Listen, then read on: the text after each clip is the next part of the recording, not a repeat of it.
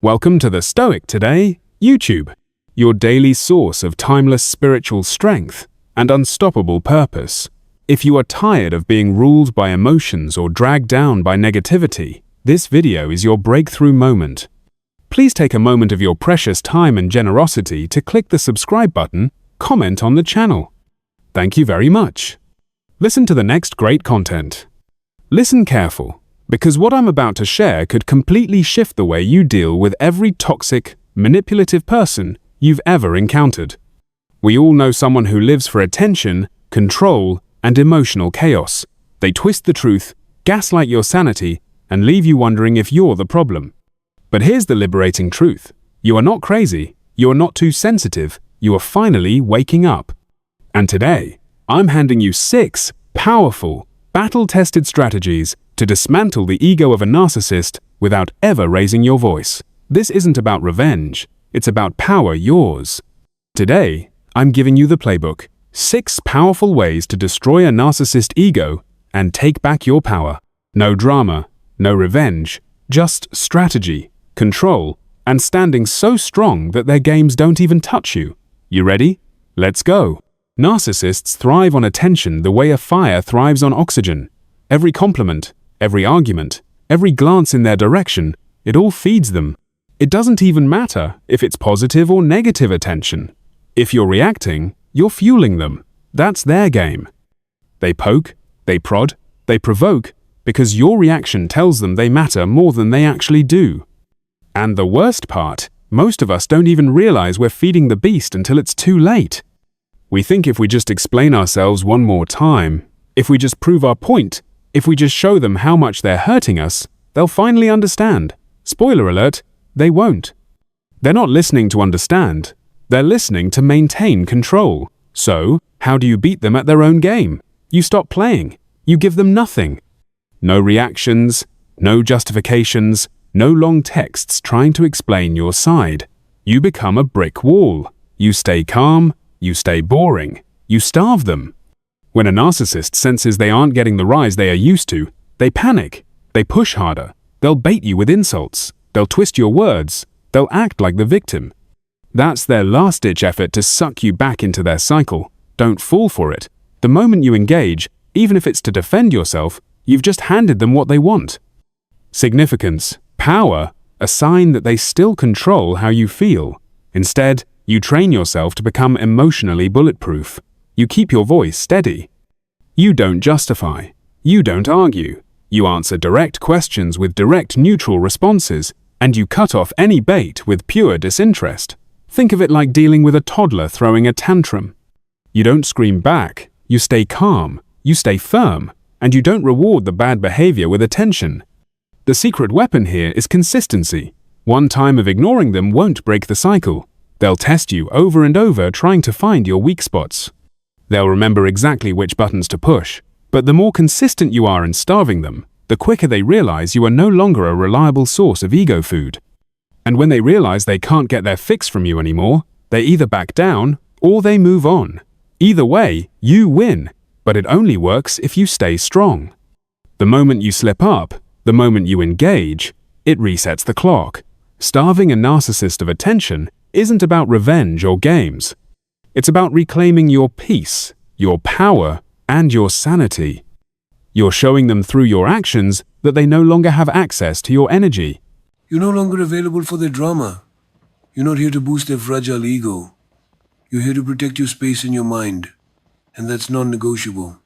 The biggest mistake people make when dealing with a narcissist is thinking they can reason their way into being respected. You can't. Narcissists don't respect words. They respect consequences. That's why setting boundaries is absolutely non-negotiable. But here's the catch. Setting a boundary isn't enough. You have to enforce it like your life depends on it. Because honestly, your emotional health does. A boundary without enforcement is just a suggestion to a narcissist. They see it as a challenge, not a rule. When you say, "Don't speak to me that way," and they do it anyway, and you let it slide, you just taught them your words mean nothing. So setting a boundary isn't about saying it once and hoping for the best. It's about standing on it every single time without exception, without apology. When you first set a boundary with a narcissist, they won't like it. In fact, they'll probably lose their mind a little. They'll accuse you of being selfish. They'll say you're overreacting. They'll twist the situation to make you feel guilty. That's their defense mechanism kicking in because they're losing control over you. Expect it. Plan for it. When you anticipate the backlash, you take away its power to surprise you. Think of it like building a fence around your peace. And when they try to kick it down, you rebuild it stronger. No arguing, no explaining, no getting dragged into emotional chaos. You say your boundary once calmly, and when it's violated, you take action. That action might be walking away from a conversation, cutting a visit short, knocking a number, or refusing to engage until respect is shown. You teach them how to treat you not by what you say, but by what you do every single time they cross the line. A real boundary isn't about controlling the narcissist. It's about controlling yourself. You can't make them behave. You can't force them to change, but you can decide what you are willing to tolerate, and more importantly, what you are absolutely done to. Boundaries aren't about making demands on someone else's behavior. They're about creating a standard for how you will respond to protect your energy and your mental health. It's the most powerful thing you can do because it shifts the dynamic from them running the show to you taking back your control. And don't expect a narcissist to thank you for it. They won't. They'll likely test you even harder at first, looking for cracks. But when you refuse to budge, when you stay consistent, when you show them that access to you comes with rules, now eventually they either step up or they step out. Boundaries are your armor. They're the invisible wall that protects your peace, your energy, and your sanity from someone who's never going to voluntarily respect them. You don't ask for permission to set them. You don't feel guilty about it. You set them because you owe it to yourself to create a life where you are respected, valued, and safe. Silence is one of the most powerful weapons you have when dealing with a narcissist, and most people completely underestimate it. See, narcissists crave attention, but more specifically, they crave your reaction. They want the drama, the emotional outbursts, the arguments. They feed off your need to explain, defend, or fix things. The second you open your mouth to justify yourself, they've already won. But when you meet their chaos with complete silence, it's like throwing a wrench into their entire operating system. They don't know what to do with it. They can't spin it. They can't manipulate it. They can't feed off it. It starves them and frustrates them in a way that nothing else can. Silence sends a loud, clear message. I'm not playing your game. Silence isn't passive. It's not weak. It's actually a form of power and control. When you refuse to react, you're telling them without words that their tactics are meaningless to you. And the beauty of it is, silence can't be twisted. Words can be manipulated. Emotions can be used against you. But when you give them nothing, no look, no sigh, no dramatic exit, just pure grounded silence, you leave them scrambling. It forces them to sit in their own discomfort, in their own chaos, without being able to dump it onto you. And narcissists hate being left alone with themselves because deep down, they can't stand what's there. Mastering the use of silence takes discipline because every fiber of your being will want to react. You want to defend yourself against the lies. You want to call out the hypocrisy. You want to scream, "Why can't you see what you're doing?" But every time you resist that urge, you build emotional strength. You prove to yourself that you are in charge of your reactions, not them. Silence is you reclaiming the narrative. Silence is you refusing to let someone else's dysfunction pull you out of character. It's not cold. It's not cruel. It's necessary. Strategic silence also makes space for you to think clearly. When you don't immediately respond, you give yourself time to assess the situation without the cloud of anger, sadness, or guilt. You stay logical. You stay objective. You stay in control. Silence also shifts the power dynamic because narcissists hate uncertainty. They rely on being able to predict how you'll react so they can manipulate it. When you don't give them a script to work with, they flail. They show their true colors faster. They become more transparent. And that gives you the upper hand. You don't need to announce your silence. You don't need to warn them that you're disengaging. You just do it calmly, consistently. Every time they throw bait, you stay centered. Every time they push, you stay still. They will get louder, more desperate, more aggressive even. But that's just proof that your silence is hitting them where it hurts most. Because the truth is, When you stop giving a narcissist your energy, you take away the only real weapon they had over you, your attention. If you really want to dismantle a narcissist's power over you, you have to master the art of staying emotional. Narcissists aren't just looking for attention, they're hunting for emotional reactions. They want you to get angry, to cry, to scream, to lose control, because the second you do, they know they own you. They know they can twist your emotions against you. It's not about winning the argument, it's about making you so reactive that you lose sight of the bigger picture. So, the most powerful move you can make: stay calm, stay cool, stay emotionally detached. No matter what bombs they throw at you, understand this. Narcissists will say the most outrageous, offensive, and hurtful things just to get a rise out of you. It's calculated. When they see you flinch, when they see you defending yourself, when they see you break down, it gives them fuel. It validates their control over your emotional state. They don't care about fairness. They don't care about truth. They care about impact. And if you show them that they can still impact you, they will keep doing it. That's why neutrality is your superpower. You have to treat their provocations like background noise. You hear it, but you don't engage with it. You recognize it for what it is: desperate grabs for your energy, and you refuse to give it to them. Staying unemotional doesn't mean you aren't feeling something on the inside. You're human. Of course you are. But it means you don't show it to them. You don't hand over your emotions like a loaded weapon for them to use. You breathe. You pause. You respond with facts, not feelings. You stay rooted in your values, not in their chaos.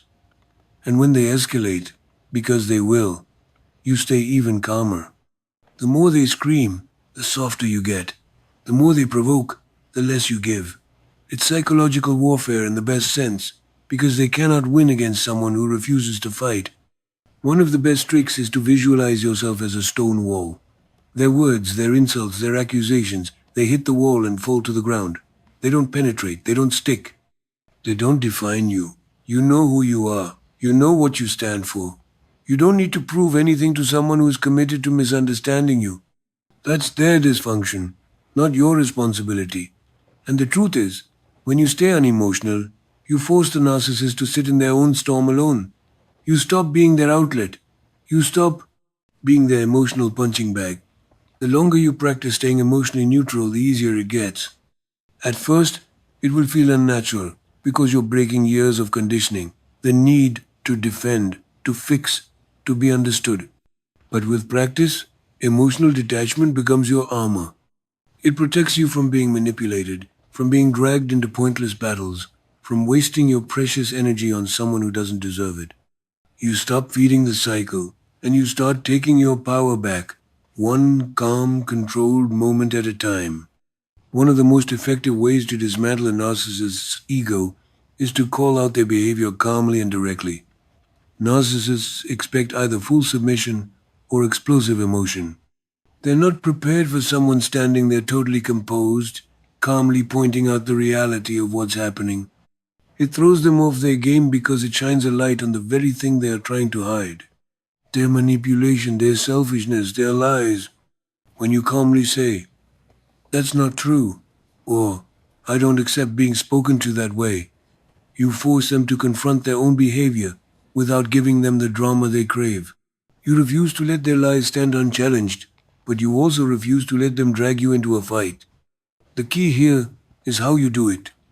You don't yell, you don't cry, you don't explain for 20 minutes why you're hurt. You make your point in 1 or 2 sentences, clear, firm, and unemotional. You say it like you're reading a weather report. No heat, no pleading, no anger. You say, "That's not an accurate reflection of what happened," and then you stop. You don't wait for their approval. You don't get hooked into a debate. Narcissists want you to keep talking because they can twist your words, gaslight you, and wear you down. When you stay brief and stay calm, you rob them of the tools they use to control the conversation. It's important to remember that you're not calling them out to change them. You're calling them out to protect your reality, your truth, and your boundaries. You're making it clear that you are not living in their version of the world where up is down, right is wrong, and they're always the victim. You are anchoring yourself in truth. And that is incredibly threatening to someone who thrives on distortion. Don't expect them to nod and say you're right. Most of the time they'll double down. They'll deny. They'll deflect. They'll accuse you of being too sensitive, too controlling, too much. Let them. Your goal isn't to win them over. Your goal is to stand firmly and unapologetically in the truth. Even if they lose their mind trying to make you doubt yourself. Another powerful tactic when calling out a narcissist is to keep your tone neutral but your body language strong. Stand tall, make eye contact. Speak clearly. Your nonverbal communication should match your words. You're not apologizing for setting the record straight. You're not shrinking to make them comfortable. You're embodying strength, and that alone sends a huge message. Narcissists rely on intimidation and guilt to keep people in line. When you show without saying it that you're not intimidated and you don't feel guilty, it exposes their tactics for what they are. Cheap tricks. It will take practice because everything in you will want to argue, explain, and defend. But every time you calmly and directly call out the behavior without emotional escalation, you get stronger. You prove to yourself that you don't need their validation. You don't need their permission to live in your truth. You simply stand in it, calm, confident, and completely unshakable. Walking away from a narcissist is the ultimate power move, but it only works if you mean it.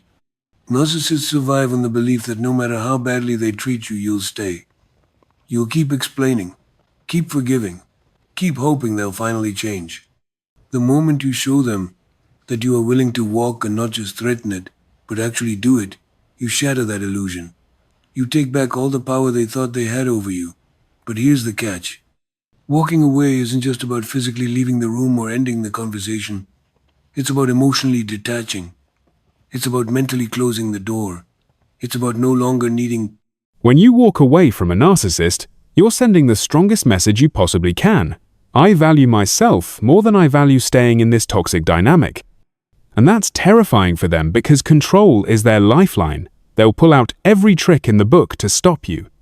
Guilt trips, fake apologies, promises to change, dramatic meltdowns, even threats. Expect it. They'll suddenly become the most charming, attentive, loving version of themselves because they're not trying to fix the relationship. They're trying to fix their loss of control. Stay sharp. Stay grounded.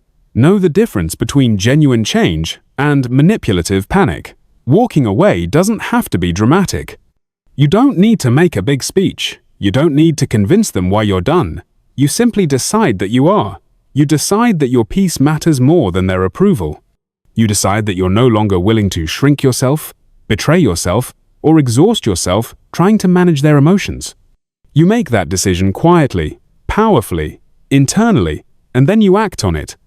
You block the number. You stop responding. You cut off the energy supply. You leave no crack open for them to wiggle back into your life. The hardest part about walking away is not the physical distance.